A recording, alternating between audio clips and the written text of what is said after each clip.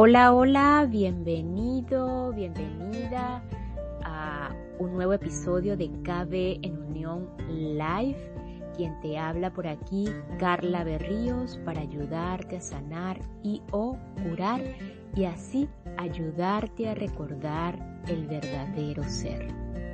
Ese ser infinito, ese ser divino, ese ser en la que no tiene tiempo y espacio y en el que está totalmente en paz, está en la eternidad. Esto suena un poquito a veces confuso para la mente humana, esa mente egoica que todos también compartimos en esta experiencia humana. Y hoy te traigo una reflexión antes de continuar con este episodio, para que quede allí, porque recordándote que este podcast es justamente para eso, ayudarte a sanar y o curar y recordar el verdadero ser. Pero, ¿qué es esa parte de ayudarte a sanar? Es las diferentes vías, las diferentes herramientas que podemos, con las que podemos ayudarnos, que están allí para todos y que cada uno de estos seres humanos que estamos acá, pues, tiene esas especialidades que se van a conectar con unas y con otras, y no quiere decir que esté mal o bien con la que yo me conecte o no. Y de eso se trata este podcast. Vamos a desplegar diferentes herramientas, lecturas, metáforas, palabras, sensaciones para ayudarte justamente a eso. Y lo tomes o no, el inconsciente es tan infinito que de algún lado se va a extender y se va a expandir toda esta sanación. Entonces puede que la mente resista y dices, pero es que esto no es mucho o es poco, o algo va a suceder en el sentido de los juicios, pero no pasa nada, así sucede. Y antes de continuar con el episodio del día de hoy, simplemente quiero dejarte esta reflexión. ¿Qué está ocurriendo en este momento en tu vida? ¿Cuáles son esos obstáculos que están sucediendo en tu vida para justamente ese camino hacia esa conexión? Ni siquiera al verdadero ser, o esa interrogativa de qué será el verdadero ser. Simplemente observar qué obstáculos ves en tu vida en este momento que te sientes tú que te están impidiendo. No lo sabemos si no lo sientes, pero ¿qué son esos obstáculos que están presentándose en tu vida que te están impidiendo hacer esa conexión y ese recuerdo con esa temporalidad, como lo decía, con esa divinidad, con esa sensación de paz, con esa quietud, esa calma? Con esa reflexión vamos a iniciar este episodio, recordándote que este episodio es una secuencia de varios episodios que comenzó justamente en el episodio 25, que es la lectura práctica, la llamo así, de un libro que la autora lo llama un libro para padres valientes, que no es más que tu hijo, tu espejo. Hoy vamos a continuar con esta maravillosa lectura que de alguna u otra forma, en metáforas, en vivencias y experiencias tanto de la autora como de sus pacientes, y de sus clientes y de las personas que ella relata en su historia, pues hay igualmente una conexión con las historias de nosotros. Entonces, de cada una de las personas que estamos escuchando este podcast, que nos estamos escuchando todos, porque yo igual hablo, pero me estoy escuchando también al mismo tiempo. Entonces, en el episodio anterior habíamos quedado en el capítulo 10, en que habla la pesada carga del hijo parental, refrescando que este hijo parental o este término se refiere a esos hijos que hacen la función de los padres, tanto para sus hermanos, inclusive para sus propios padres, y así también como sustituto de las parejas, o sea, como sustituto de la pareja de mamá o la pareja de papá. Y bueno, quedamos allí y quedamos con una pregunta, justamente la pregunta quedó: ¿y cómo podrían si ya tienen una pareja? Esto era en el caso de estos hijos parentales, en los que tanto ya adolescentes como adultos, esos hijos, cuando están catalogados en ese término, esas personas adultas o adolescentes que tienen dificultades o enfrentan dificultades para encontrar pareja o para relacionarse en ese sentido, la pregunta a esos adolescentes o a esos adultos con dificultades para encontrar pareja o relacionarse en ese sentido: ¿cómo podrían si ya tienen una pareja? Entonces su propio padre o madre, buscar otra pareja sería traicionar a la que ya tiene, serle infiel. Por esta razón es muy común encontrar hijos parentales solterones o casados, pero con graves conflictos conyugales, porque siguen psicológica, emocional y hasta materialmente atorados, pegados al progenitor con quien han llevado a cabo este rol por años y en cualquier circunstancia de su vida. Cuando un hijo parental se llega a divorciar, generalmente regresa a vivir a la casa paterna, a seguir cumpliendo con su rol. Entonces hay altas probabilidades de que estos hijos sí se casen, los que logran casarse, pero si siguen atados a ese rol de hijo parental, es muy probable que se divorcien y regresen nuevamente a la casa paterna. Y es común encontrar estos hijos parentales en conventos, en seminarios, monasterios de cualquier creencia religiosa, quienes, lejos de responder a una verdadera vocación, inconscientemente encuentran esta opción como la única forma válida y aceptable para ellos y su familia, de abandonar ese pesado rol de hijo parental o mantenerse lejos de la posibilidad de tener una pareja. Algunas de estas personas encuentran muy difícil mantener los votos que esta vocación exige, como el de pobreza y castidad, pues su afiliación no fue producto de un llamado interior congruente y honesto, sino una reacción de huida. Por supuesto, también abundan las personas que eligen esta vocación por un llamado interior verdadero y honesto. Para ilustrar más claramente esta dinámica del hijo parental, presentaré el siguiente caso. Fernando era un adolescente de 16 años con una hermana de 19, dos hermanos de 11 y 9 años y una madre divorciada muy inmadura. Era como una niña metida en un enorme cuerpo de mujer.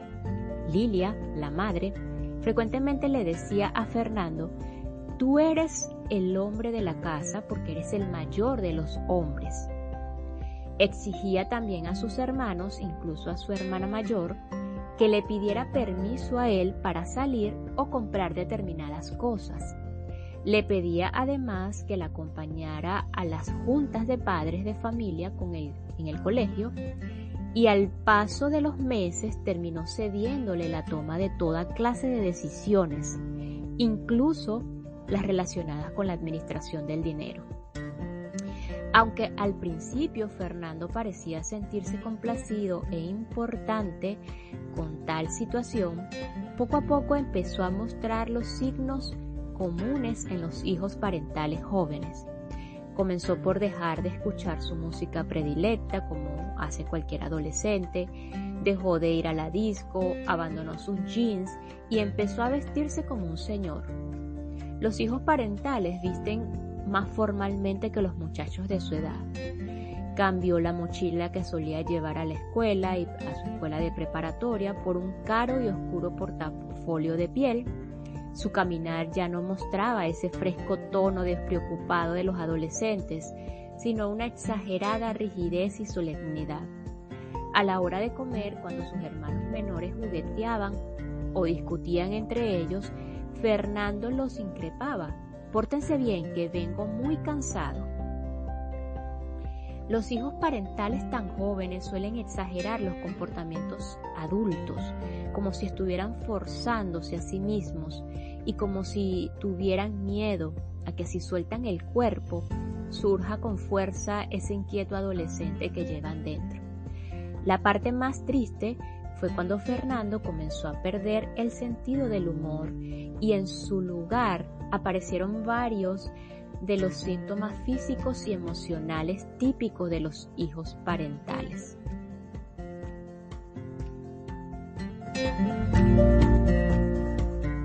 Y esta pequeña pausa es para enviar un saludo y agradecimiento a todas las personas que me escuchan desde Asunción, en Paraguay, en el departamento de San Salvador, en El Salvador, y la capital región en Iceland o Islandia. Thank you for listening, Islandia. Gracias por escucharme, Paraguay y El Salvador. Gracias, gracias, gracias.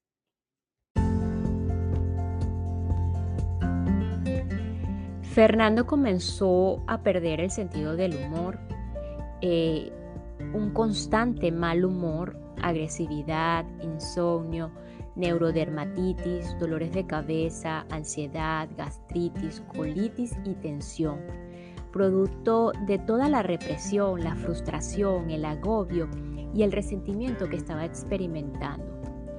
En casos de niños pequeños, muestran más o menos los mismos síntomas que Fernando, aunados a problemas en el sueño como pesadillas o terrores nocturnos, reportes en la escuela por agresividad o bajo rendimiento y dificultad para obedecer a figuras de autoridad, ya que ellos mismos son la autoridad, pues los llevamos del nivel de hijos al nivel de padres.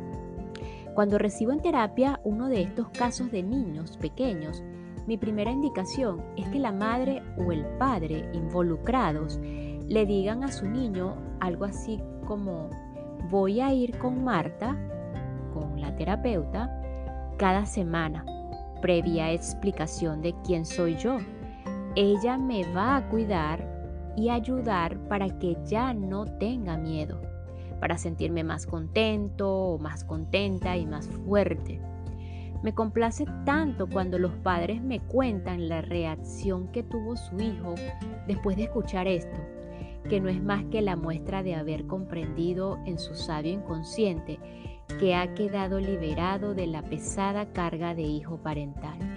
Esa reacción es a veces un profundo suspiro de alivio, unos brincos, gritos de júbilo o un repentino y sorprendente cambio de comportamiento.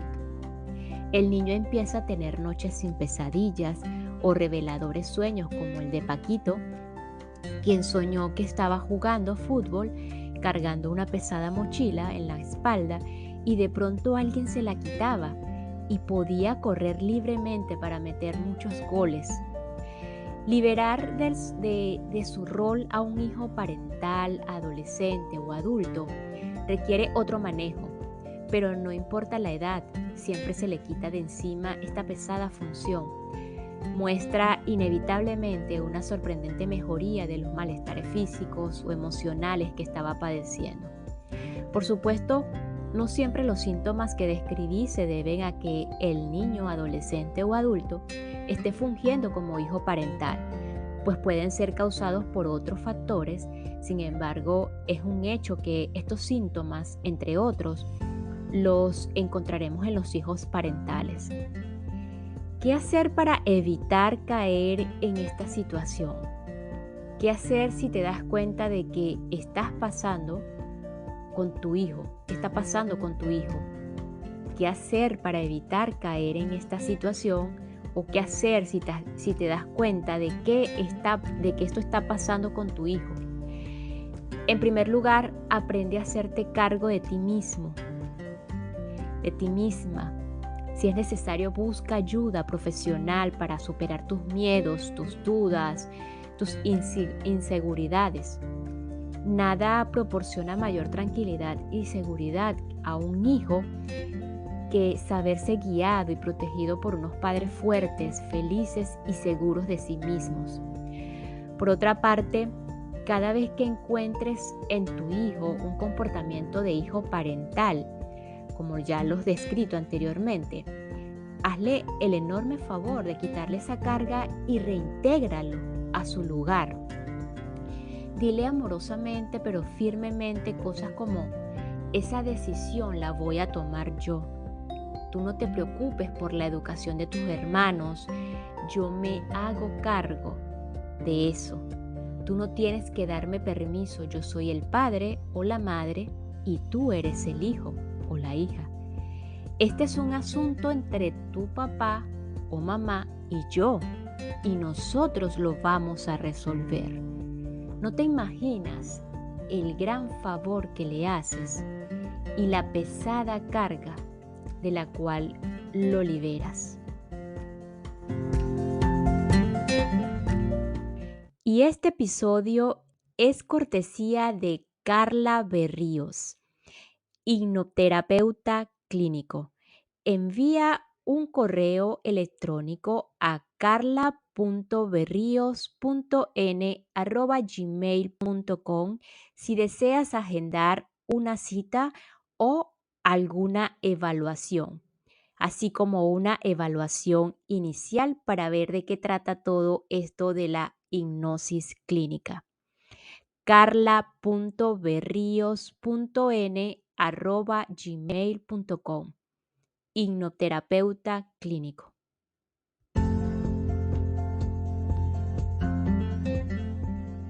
Capítulo 11.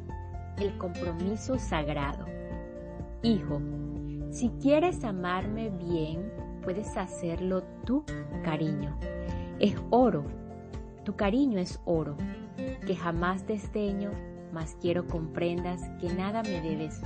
Soy ahora el padre, tengo los deberes. Nunca en mis angustias por verte contento he trazado signos de tanto por ciento. Ahora, pequeño, quisiera orientarte.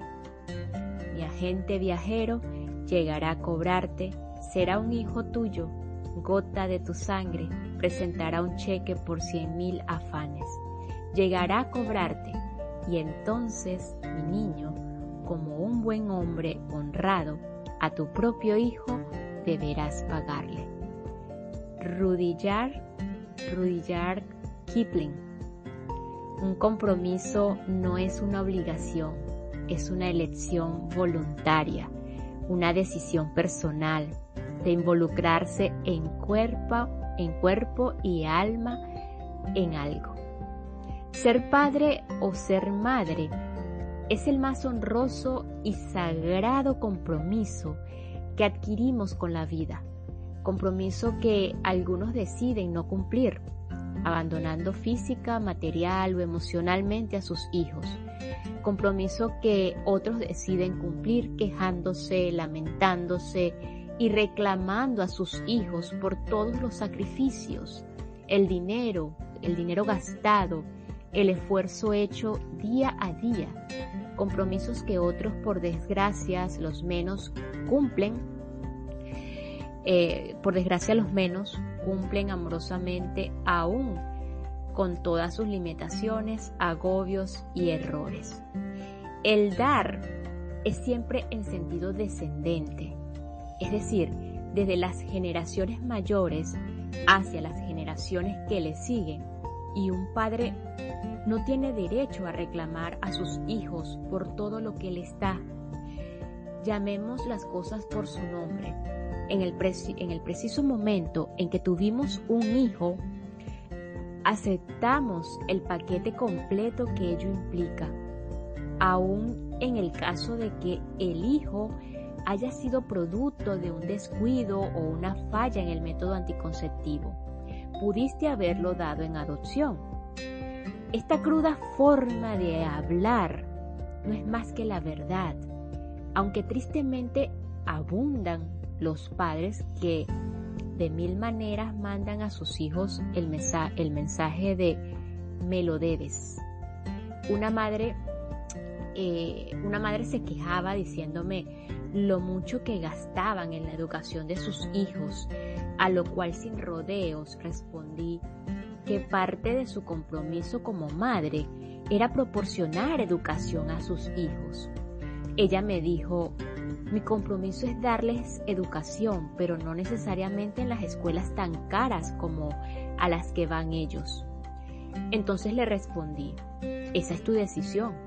Gastar tanto dinero en escuelas es tu elección y no tienes por qué culpar a tus hijos por ello. Explora en tu interior para que reconozcas los verdaderos motivos por los cuales los tienes en esas escuelas, porque es obvio que por amor no lo es. Es obvio que por amor no lo es. Fue uno de esos casos en los que la confrontación trajo resultados muy positivos. Efectivamente, ella reconoció que en parte era por estatus e imagen, también por darles lo que ella no tuvo de niña, así como por fastidiar a su hermana mayor con la que siempre había rivalizado y que no podía ni en sueños pagar ese tipo de escuelas, y en parte, además, por su interés genuino de brindar a sus hijos la mayor educación posible. Pero entonces, ¿por qué quejarse constantemente con los hijos por ese gasto cuando hay tantos intereses personales de por medio? Para que dejara de una vez por todas de lamentarse, le sugerí que reenfocara su percepción de la situación, suponiendo que esa gran cantidad de dinero que gastaba era el precio por todos aquellos premios a su propio ego. Podía también cambiarlos a instituciones menos costosas, su otra alternativa. Ojalá la haya elegido, era pagar esas cuentas escolares con amor. Ojalá haya elegido pagar las cuentas escolares con amor. Una cosa es clara, cuando tienes esa sensación de que tus hijos te deben algo, lo expreses o no, sin lugar a dudas no estás cumpliendo tu función de proveerlos desde el amor, tal vez desde el sentido del deber, la imagen o la incapacidad de decir no, porque hay que saber cuándo decir no a los hijos, pero definitivamente no estás haciéndolo desde el amor. Comprarles unos tenis caros con esa carga de enojo, recordarles día a día lo mucho que te costaron, hacer las veces de espía para observar cómo se van deteriorando y entonces volverles a recordar lo mucho que te costaron, y así hasta el infinito y más allá. Ahora dime, ¿para qué? Mejor hubiera sido no comprarlos. He escuchado tantos reclamos de padres y madres hacia sus hijos, madres solteras, viudas o divorciadas, reclamando que no se volvieron a casar por sacarlos adelante. Madres amargadas reprochando que dedicaron su juventud a ellos, desgastando sus cuerpos y sus energías por su causa. También he oído a padres frustrados que casi llevan una lista de lo que han gastado en mantenerlos y lo duro que trabajan para ellos. Padres que siempre dan el dinero de mala gana, acompañado con una retahíla de reclamos, condiciones o amenazas. Y a madres que le dicen a la hija que está a punto de casarse o irse de viaje: una los cría, se sacrifica por ustedes, da la vida por ustedes y de pronto, así de fácil, se van y nos dejan solos. Y he presenciado peores cosas aún, como el caso de esa madre que acudió a una sesión de terapia con su hijo adulto, y cuando él, ahí en la tibia seguridad del consultorio, se atrevió a decirle por primera vez en su vida: mamá, te quiero mucho. La respuesta de la madre fue: es tu obligación quererme, después de todo lo que he hecho por ti. A su hijo como a mí se nos partió el corazón. Sin duda, todos los padres deseamos que nuestros hijos sean buenas personas, generosos con nosotros y con los demás, y automáticamente lo serán si primero lo reciben con amor de nosotros, sus padres. ¿Cómo dar algo que no ha recibido ni siquiera en los años de la más tierna infancia?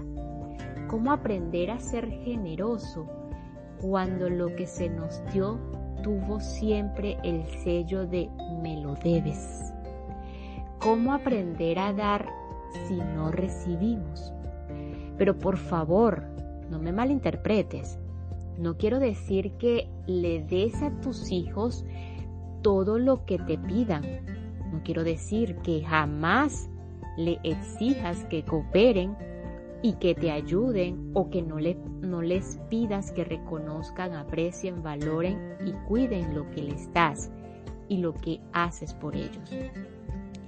Quiero decir que abraces amorosamente tu sagrado compromiso de ser padre y que cualquier gasto, sacrificio entre comillas, renuncia o esfuerzo que hagas en su cumplimiento, intentes hacerlo desde el amor.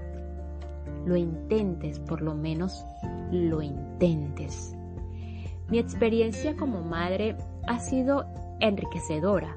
He recibido y aprendido tanto de mis hijos que si por ociosa curiosidad me pusiera a hacer una lista de todo lo que les he dado y todo lo que ellos me han dado, seguramente les saldría debiendo. Ser madre, con todo lo que día con día esto implica, ha sido una de las experiencias más importantes de mi vida. Lo he hecho de la mejor manera que he podido, a veces muy cansada, con todas mis limitaciones, mis incapacidades, mis errores, mis dudas, con los dolores y las necesidades insatisfechas que llevo dentro, con mi constante búsqueda de saber más y ser más, con mi luz y con mi sombra, con mi alegría, con mi intensidad y con mi pasión, con mi sabiduría y mi ignorancia, y con muchísimo amor. Los momentos de mi vida en que he sentido que amo de verdad, con el amor más sublime, el perfecto, el incondicional, han sido con mis hijos. Gloriosos momentos, breves flechazos en los que he tocado mi alma, ahí donde soy perfecta y me he dicho con una profunda certeza: esto debe ser el amor verdadero e incondicional. He crecido mucho a través de mis hijos. Sin ellos no sería la persona que soy y me encanta lo que soy. Se comporta la persona lo que soy. De esta manera se comporta de tal forma que hacer con su hijo para cambiar tal situación. Y aun cuando les hago ver cómo los hijos pueden ser grandes distractores para no vernos a nosotros mismos, y aun cuando los invito a verse a sí mismos a la luz del tema que estemos revisando, las preguntas acerca de sus hijos siempre son contestadas y respetadas, porque sé que son el reflejo de una honesta intención de ser mejores padres. Efectivamente, los padres nos preocupamos demasiado de qué hacer y cómo hacerlo. Conozco padres expertos en el manejo del lenguaje asertivo con sus hijos, en la comunicación empática, en la perfecta formulación y negociación de normas y límites. Pero aún con todas esas habilidades técnicas, las cosas no les funcionan. El dolor y el desamor reinan en sus hogares. La distancia emocional con sus hijos es inmensa. ¿Qué pasa entonces? Demasiada técnica, poco amor. Existen familias donde la falta de amor salta a la vista. Algunos padres usan toda su energía en intentos de solución que repiten una y mil veces, pero no funcionan. Lo que están haciendo estos padres es tratar de resolver el problema en el nivel más externo y superficial, como es el de los comportamientos, pero sin llevar a cabo ninguna transformación en los niveles más profundos, como lo son el emocional, el mental y el espiritual. Están demasiado interesados en la parte técnica de la paternidad, mientras que la parte profunda está desatendida. No hay duda, sin embargo, de que los cambios en el nivel de comportamiento son importantísimos y muchas veces van a ser el disparador de cambios más profundo. No quiero negar o minimizar la importancia de los cornos en el manejo de los hijos. Esto es vital y existen excelentes libros para ayudarnos a desarrollar habilidades, pero ello sin amor se convierte solo en técnicas que producirán soluciones superficiales y transitorias a un problema, mientras surge otro o el mismo con diferente disfraz. Los padres necesitamos trabajar en los planos internos porque a fin de cuentas los externos son reflejos de los primeros.